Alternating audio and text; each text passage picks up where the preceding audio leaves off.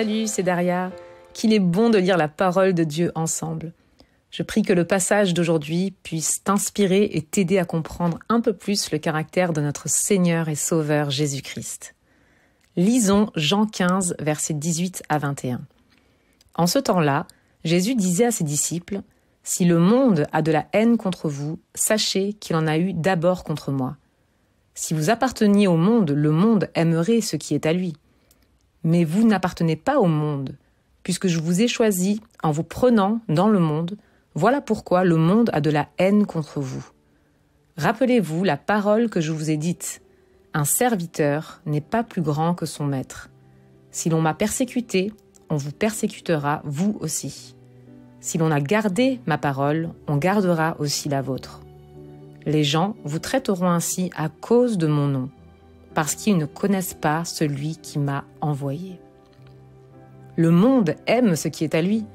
Le monde aime ce qu'il comprend et ce qu'il connaît. Peut-être as-tu déjà remarqué que le nom de Jésus dérange.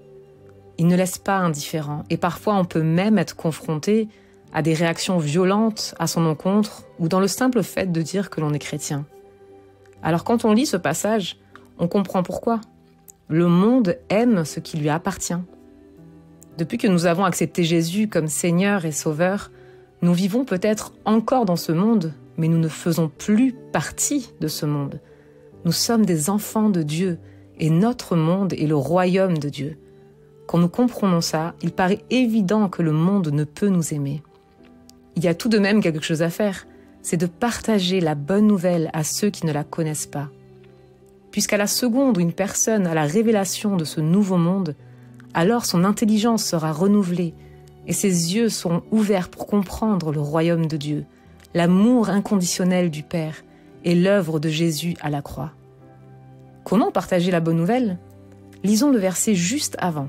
« Ce que je vous commande, c'est de vous aimer les uns les autres. » C'est par l'amour que l'on a les uns pour les autres, nous les chrétiens, que le monde saura que nous sommes disciples de Jésus.